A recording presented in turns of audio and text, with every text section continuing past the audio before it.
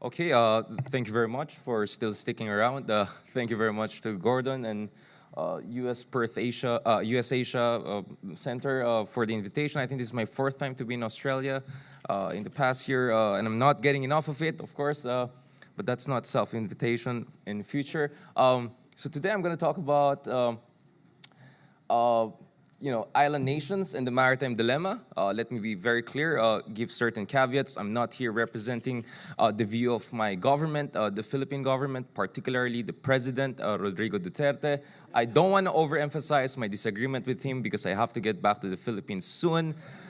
Though I won't mind an exile here in Perth if ever the necessity arises. The second caveat is actually a factual correction. The Philippine case was not with the Permanent Court of Arbitration. The PCA was just a registry. It was with the specific arbitral tribunal under Article 287, Annex 7. So hopefully we get our facts right. Now, of course, the first question is, what should we even care about what I'm going to present to you shortly? The fact of the matter is that I didn't care also much about the maritime security here, in the region, particularly in the South China Sea, not until 2013, when I was an advisor in the Foreign Affairs Committee in the Philippine Parliament, and I realized how dangerous the situation was. I spent some time in the Middle East. I know how the Persian Gulf, some people call it Arabian Gulf, I don't know what's that. The Persian Gulf is quite tense place, and my concern was, and continues to be, that the South China Sea could turn into the next Persian Gulf. Now, very quickly, we know that $5 trillion of trade supposedly passes through the South China Sea. That number is actually contested, but the fact of the matter is that we know 1/3 of the global maritime commercial trade passes through the South China Sea, but unlike Persian Gulf, this is also a very rich fisheries area. 10% of the global fisheries stock is in the South China Sea. Hundreds of millions of people's lives and livelihood depends on that. 70% of the global tuna is actually there in the South China Sea. 4 times more oil and gas passes through South China Sea than the Suez Canal. So the importance of this area, this sea line of communication, cannot be overemphasized. Countries like Japan, South Korea, and China depend on the South China Sea for more than 60% of their energy imports. Now, I hear a lot about, this is all about oil and gas, this is the next Saudi Arabia. In fact, if you look at reliable data, it shows that much of the reserves in oil and gas in the South China Sea is actually closer to the coastline of littoral states. And it's not really in the hotly contested area like the Spratly chain of islands or the Paracel chain of islands. So the darker shades actually indicate stronger concentration of oil and gas or potential deposit of oil and gas. If you look at it, South China Sea's potential deposit of oil and gas is actually quite minimal compared to Saudi Arabia or the Middle East. The same thing also is with the gas. So both oil and gas is not really that much. And in fact, we know that this is not like in Saudi Arabia and Middle East, whereby you just have to put your finger in the sand and the oil comes out. Just to a little bit exaggerate it. It's going to be very expensive, right? You need cutting edge technology to get out the resources out there in the South China Sea. So I feel the energy aspect has been overplayed by a lot of analysts and also in the media.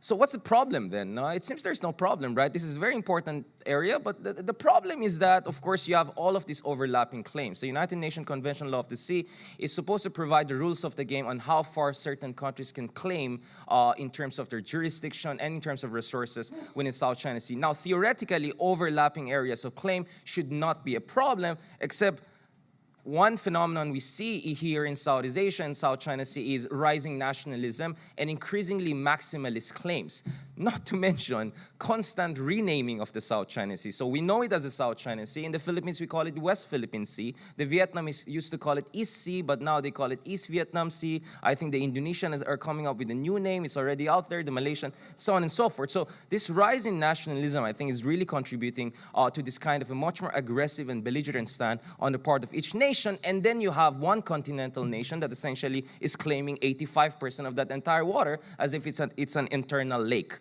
That's the problem we have. And of course, one of the things we're noticing recently is that one country, am I going to speak in diplomatic terms? China, in particular, seems to have this, what we call Mahanian strategy, right? So just like Rome, dominated the Mediterranean after the Third Punic War, and the United States in the late 19th century and early 20th century began to dominate the Caribbean and larger portions of the Pacific, there is this impression that in China, defense strategies want to dominate these two so-called island chain.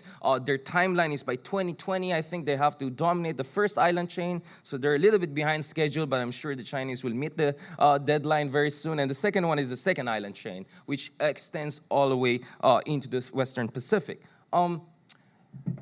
Now, I remember when I was watching the movie 2012. Do you remember that? Essentially, the idea was that China will build the Noah's Ark, which will save everyone because they have the cutting-edge engineering. Now, when I saw the data about China's reclamation activities, then I kind of believe that maybe they really have the cutting-edge engineering. In fact, what we're seeing right now in the South China Sea is geoengineering on steroids.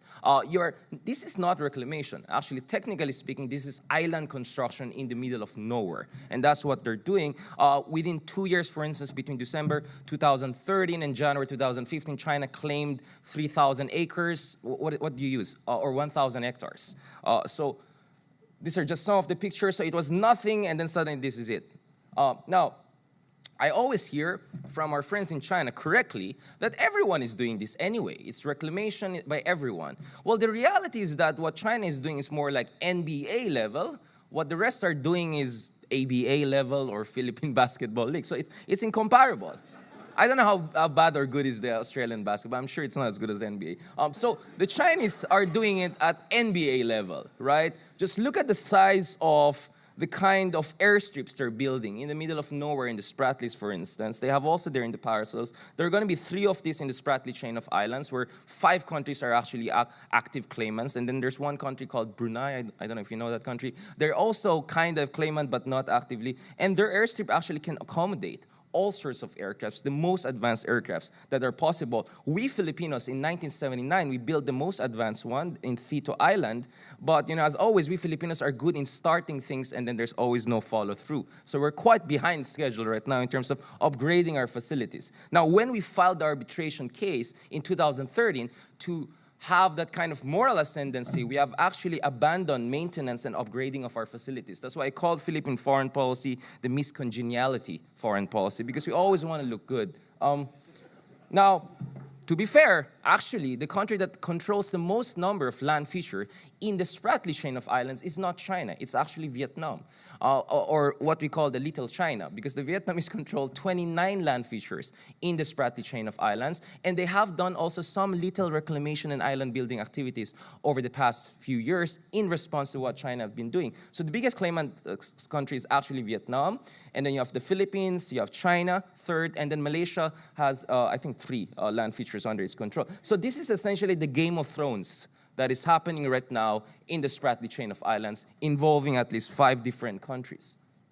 Now, of course, our area of worry is the Scarborough Shoal, because Scarborough Shoal is around 120 nautical miles away from the Philippine coastline, more than 600 nautical miles away from Hainan, which is the southernmost Chinese island per definition of international law. And our concern is that this will be the next area of reclamation activity. Now, as you may know, Subic and Clark, where American naval vessels have rotational access, is not too far from this too. So the Americans are inevitably going to get involved if there's a major movement by China there. As we correctly predicted, nothing major is going to happen until after the leadership reshuffle in China, which should finish by October. So in the coming months, things are going to get crazier. Now, all I talked about a while ago was traditional security. What is more disconcerting for a lot of us is non-traditional security, especially the issue of IUU and issue of overfishing. Essentially, the northern area of the South China Sea has been decimated in terms of the fishery resources. That is why you have a lot of Chinese fishermen, but also increasingly Vietnamese fishermen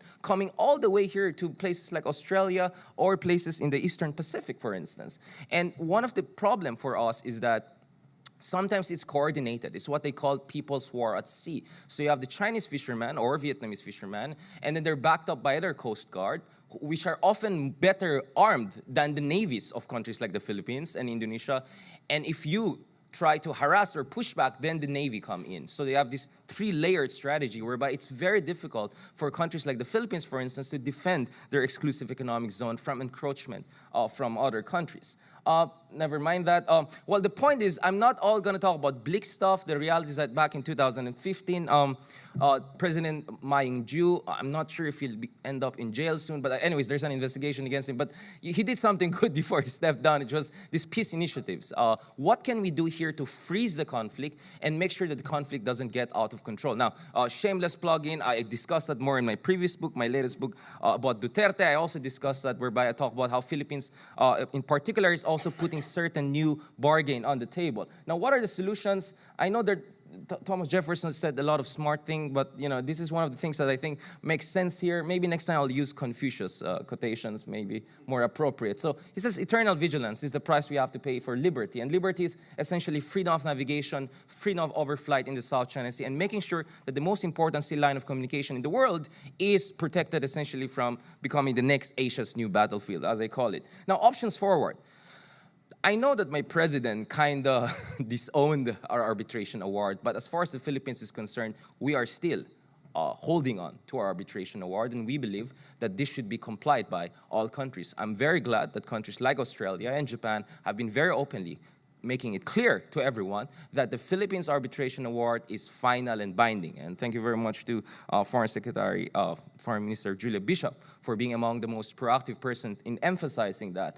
I think it's very important to make sure that if you sign up and you have ratified the UNCLOS, you have to follow through. You cannot just follow the UNCLOS whenever it fits your purpose and then suddenly say, I have my alternative legal framework whenever you don't want to agree with what happened. The fact of the matter is that China in particular was given the opportunity to participate in the arbitration, but they developed a no-3 policy, which is non-participation, non-recognition, and non-compliance. So if they lost the case, well, that's their problem. But as far as international law is concerned, it's very clear that the 9-dash line of China is not consistent with modern international law. The second thing is that, yes, a while ago we heard from our good friend from China that we're going to talk about code of conduct in the ASEAN. Now, actually for people who have researched about this, it was as early as 1995 that the idea of a code of conduct came to the picture. As early as 1999, we communicated to China from ASEAN that we need a legally binding code of conduct. In 2002, we only got a declaratory statement.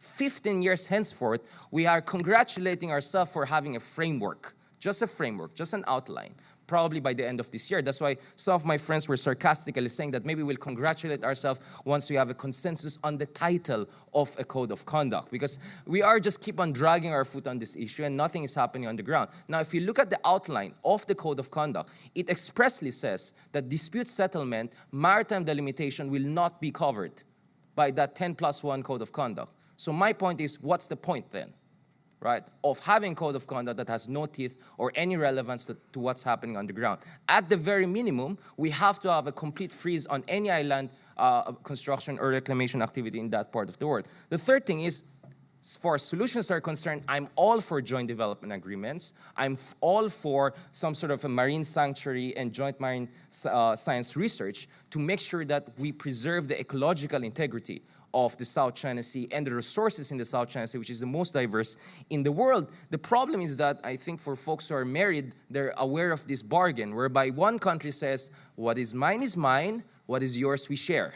So this is the problem we have with joint development agreement. So one country is saying, within Philippines' exclusive economic zone, let's have joint development. But within my exclusive economic zone, everything is mine, right? I'm not sure this is the way to move forward. I am for joint development agreement, but I want it to be mutually acceptable and equitable, right? And I'm not very much for that arrangement, except maybe if it's in marriage, but let's thinking about that later. Now, the fourth thing is, I might get into trouble, freedom of navigation. I'm not sure if the Trump administration or President Trump is the best person to oversee America's military muscle in this part of the world, but I'm very much confident in the professionalism of the Pentagon.